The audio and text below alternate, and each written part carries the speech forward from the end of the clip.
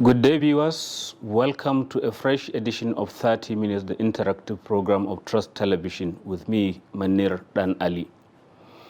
Our guest today is a newly minted member of the National Institute. I'm talking about the National Institute of Policy and Strategic Studies, KURU, which is supposed to be the main think tank for Nigeria's policy makers.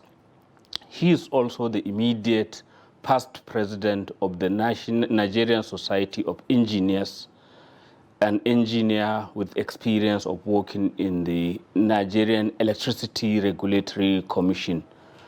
Engineer Tasiu Wudil, welcome to the program. Thank you for having me. Thank you. The last time you were here, you were wearing your hat as the president of the Nigerian Society of Engineers.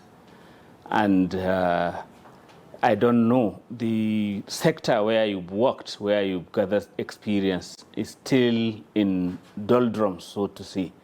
Nigerians still cannot understand why, in spite of committing all the billions of dollars in the power sector, we are not that better than we were 20 years ago. I don't know, as a professional, maybe you can help us understand what is going on. Well, thank you, Manir. The power sector is not isolated from the Nigerian case.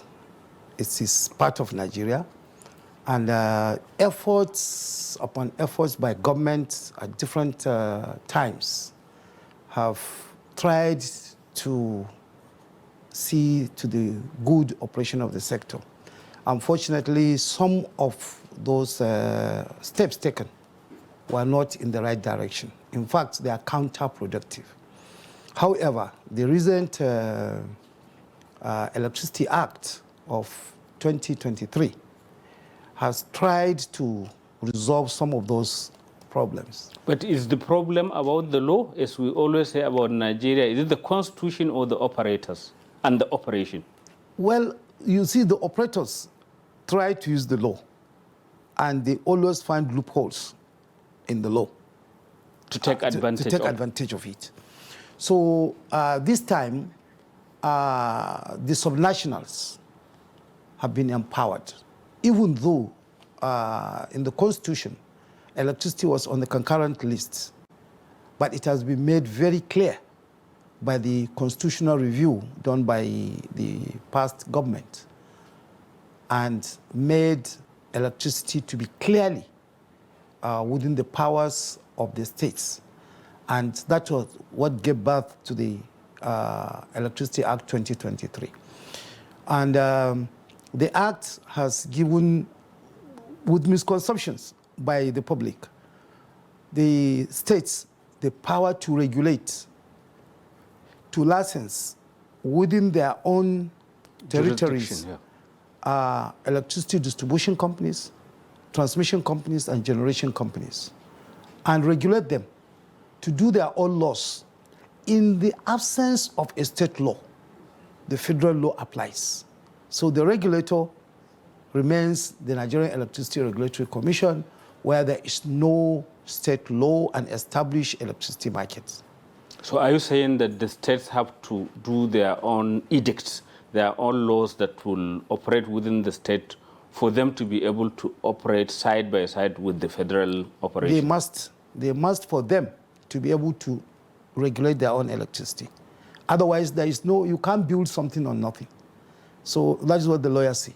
So now, if there is a law which establish the instruments or the agencies that will make sure that there is regulation, there is smooth running of the electricity market in that state, then of course, the Nigerian Electricity Regulatory Commission hands off what the Act has given them to do. Some of them. Some of them are still with neck. Example, cross-border trading. If there is a transmission line crossing two states, that line is regulated by the Nigerian Electricity Regulatory Commission. That does not stop the states to establish their own regulatory agencies with their law and license another transmission company. But for the ordinary consumer, Yes.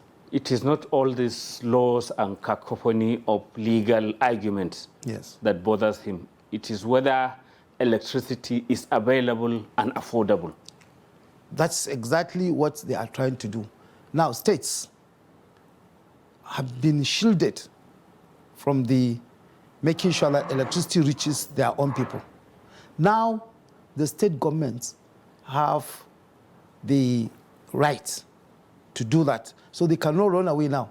If there are people, a governor comes for election or a candidate comes for election, he tells his people that, look, I will make sure that there is affordable electricity. Now he cannot if he doesn't have the law. But he has created the law in the state, then he is responsible to make sure that that electricity is. This is copied from the US. But all this copy and paste, Yes. will it work?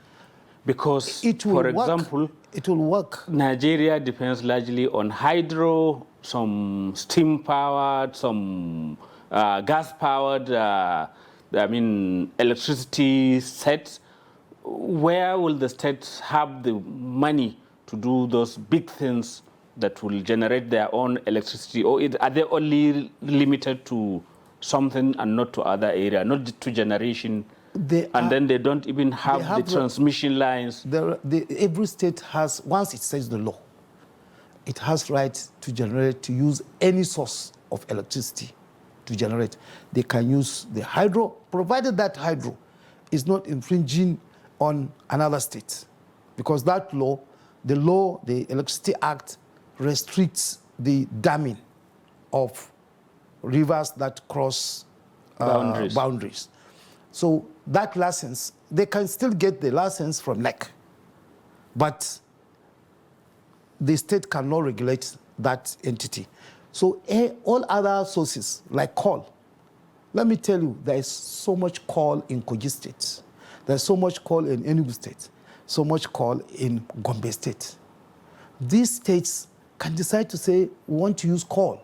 But we are told that coal is a dirty energy source. No more. No more. There is clean coal generation, even though it is expensive. But at the long run, you need power for your people. But power that is affordable, as you very well know, people are complaining currently about the Band A. So if you generate an expensive electricity, who will buy it? Good.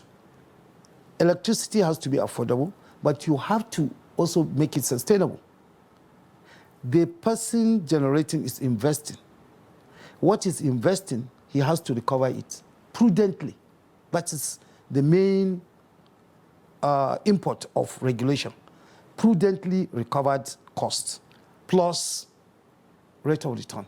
How come profit? One of the states, Enugu in particular, has recently announced that it's going to be charging lower rates, lower than what obtains for electricity? How was it able to, or how is it able to do that? You see, in electricity tariff setting, every cost is accounted for. Okay. They buy electricity in Enugu. The main power, that is the subsidiary of Enugu Electricity Distribution Company, main power will buy electricity from the national at a wholesale price. Then that price, then of course, the cost of...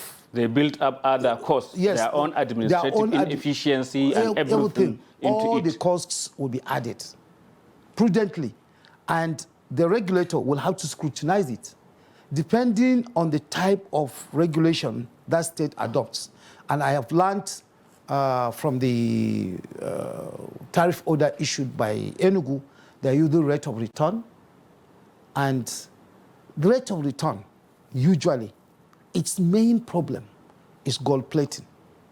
Gold plating means building corruption into the cost. Yes, gold plating means buying things, doing things that are not useful to the consumer. So Enugu Electricity Distribution Company sat down and looked at all those areas. Added up costs. Yes, added up costs, and they made sure that they did it transparently with the regulator and consumers. Everybody is seeing, okay, you are going to have this amount of electricity you are buying at this price. The bone of contention with the Nigerian Electricity Regulatory Commission is the subsidy by the federal government built into the wholesale price of But why electricity. must there be this subsidy? Is it because the electricity is too expensive, because the bureaucrats have built up all this padded cost into it, or why? The subsidy is, federal government has decided to subsidize from generation, because it's almost the most sure way of proper subsidy that will reach to the people. So that subsidy was supposed to be around 45 naira per unit. And Enugu said, okay, this subsidy is coming from federal government. I'm not going to pay the wholesale price. I'm going to use the subsidized rate to do my own rate, because it is a computer program, which is a model where you put in all the parameters that are allowed. You put the OPEX, what is called operational expenses, you put the CAPEX, the capital expenses, because you cannot run electricity utility without investing in technical, in capital things. Not only buildings, mostly they are what you use to run, to make electricity to reach the customer. Can other states copy the Enugu model so that consumers pay less for electricity? The Enugu model is not the model, it's the assumption. What is causing the problem is the assumption. The model can be different. In fact, I will not recommend states to have uniform tariff system. No, I'm talking about questioning all the built-in costs so that they have a lower cost. Even in NEC, they do it. But most of, as we know, in electricity regulation, the regulator is not as knowledgeable as the operator in terms of those data that you collect. We call it information asymmetry. The regulator may not know, because it's just like you here, in your studio, in your network here, everything, you know whatever you have here. So if NBC wants to know your cost and all these things, it's what you give them, unless they have a way of knowing it, and which is very difficult. Very interesting point you are making there, but I would like us to go on a short break and resume the conversation thereafter. Thank you. Welcome back. It is still 30 minutes, the interactive program of Trust Television, and our guest today is Engineer Tasiu Wudil, former president of the Nigerian Society of Engineers and a veteran of the Nigerian electricity sector, the electricity sector of Nigeria. We are talking about this, questioning some of the built-in costs on which consumers get charged for the kilowatt hour of electricity.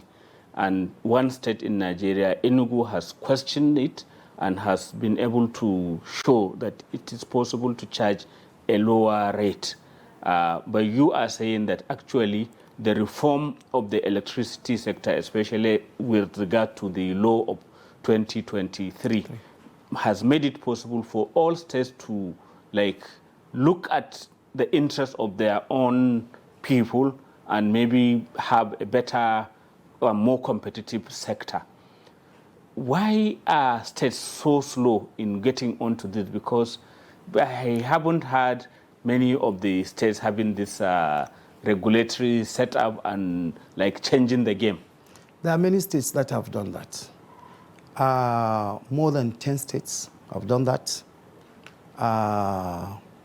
Edo, Enugu, Kogi, so many of them. You haven't, apart from Kogi, which are the states in the north that have done it? The north is Plateau, Niger. I think these are the ones. The others are are trying to do something like that. To do the law and then set up the body. Set up the bodies. And the reason why they will be slow, they have to be very careful. In the sense that electricity market is a market you are setting. Billions of naira market, millions of dollars. That will need investment from outside. That will need to give the investors confidence that political instability will not affect them, in the sense that the regulators are independent. The regulators will have to be independent. The market will have to be strong based on cost-reflective tariffs. But as it is now, even with all this multiplicity of regulatory agencies, maybe 36, or even FCT will have its own 37, it doesn't change the quantum, the amount of electricity being generated, or the ability to even transmit it to homes. So what will change for people? Is it the long term? Because I don't see even in the medium how these things will change supply of electricity. That will be medium term, that will be long term. Medium term now is basically the states will have to import power. Import means to buy from the federal existing structure. Then in the long run, states will start looking inwards. What do we have that we can use to make cheap electricity? Coal.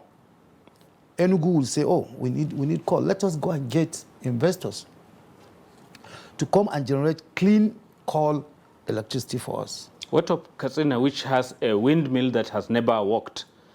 There's a big windmill at Tashanrimi also, and many I've heard say that maybe it may never work, but lots of money has been sunk and it's just there sitting.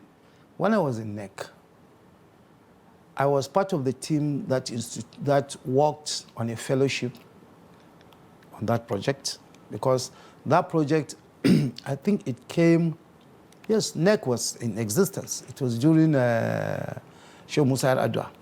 Umar Musa. Yes, Umar Musa Yar'Adua. That came, and it was done in good faith. But there was a technical hitch. The type of turbines used and the wind availability. One of the issues grid operators face all over the world is the erratic nature of wind. It can come now, and you cannot predict it. It can stop. Just all the turbines will stop working because there is no wind. Wind to power it. So the conclusion that study came with was that that type of turbine is not suitable for that location. So, but how come they are still sinking, talking of sinking money? I've seen the state government signing MOU with somebody to do something again, after so much money has been spent. Honestly, that project is a white elephant project. That is, it won't work? Yes. But we live to see. Then who is responsible? I mean, how come you have all the engineers, all the engineers like you, yes, who were part of it, who assess it, and then okayed it, and then now we are stuck with what you call a white elephant? Politicians have taken over everything. There is nobody that will advise, that will listen to you as a professional.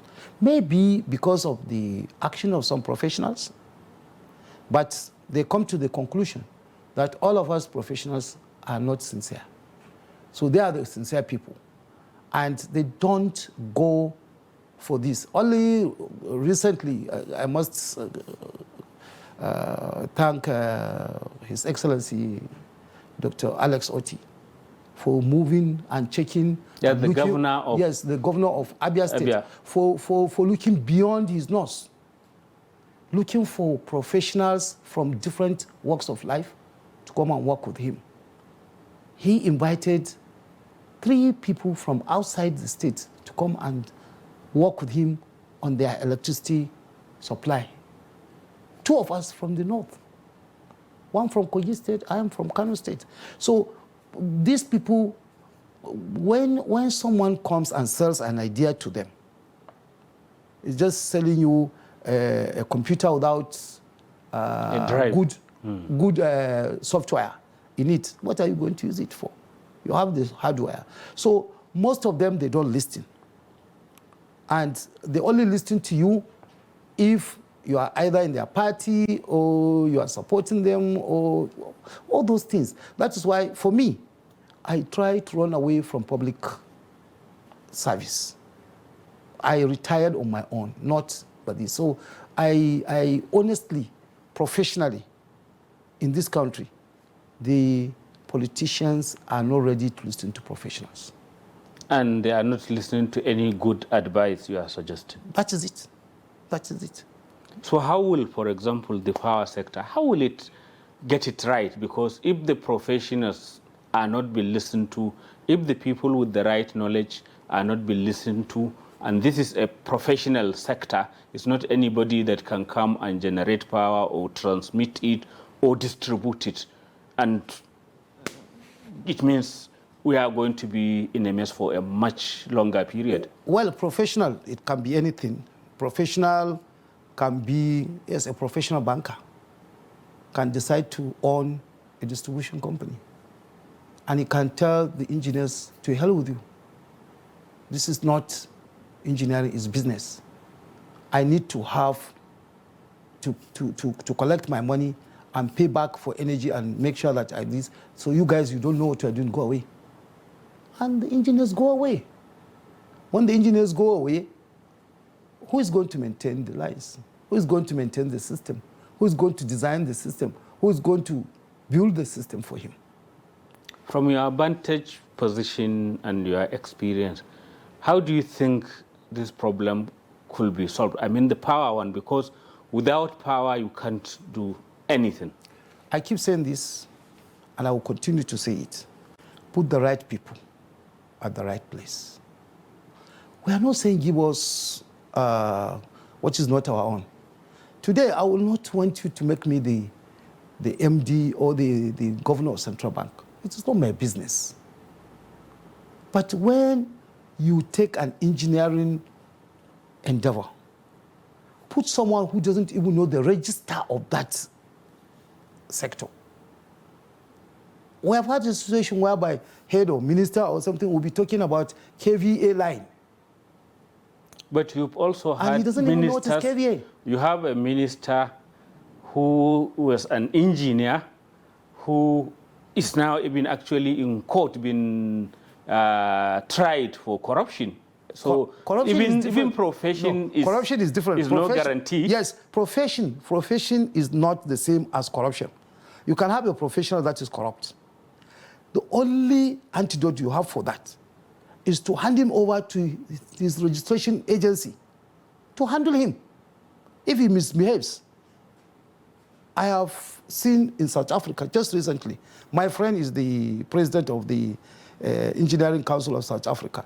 They just delisted and removed someone from the register in South Africa. But here there will be visits in the night by uncles and friends and influential people, and then they will bend the rules. Let us have that one. Then we will be the voice of the people. Let us have a situation whereby there is a professional misconduct and the person goes to the engineers disciplinary panel and let's see who is coming to talk to us. So can we also talk about NIPS? That's you've just finished studying there, and I remember you were saying, and I've heard it from other people who say that the course is very intense, there's so much learning, and then at the end is the one institute that takes its report to the president, which is just how serious it is taken.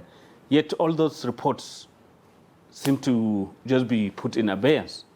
Not quite. Yes, it's very true.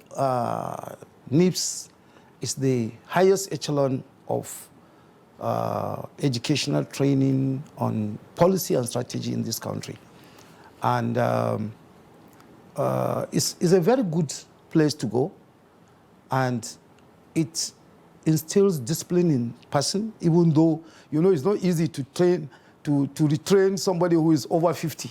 Yes. Because he has his own idiosyncrasies and everything. Before you change him, it's not easy, but they try in NIPS.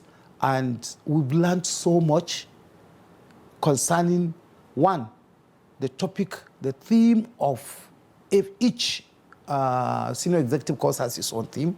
It's an assignment by the president, and their job is to research and bring a report to the president. One thing good about NIPS is that that is the only place I see where you have recommendations. If you are given an assignment, then they will ask you, okay, give us implementation strategy. So it's not just theory, but how to bring it to life. With timeline, you must give how that recommendation is going to be implemented, who is going to do it when. I'm afraid our own timeline is kicking in. Okay. But very interesting conversation. So in NIPS, you can't go in and come out the same person. You must change. Thank you. And I'm happy You've changed. I have been there. Thank you very much for coming onto the program. Thank you. Engineer Tasiu Wudil. Viewers, that's the end of this edition of 30 Minutes. Keep a date with us.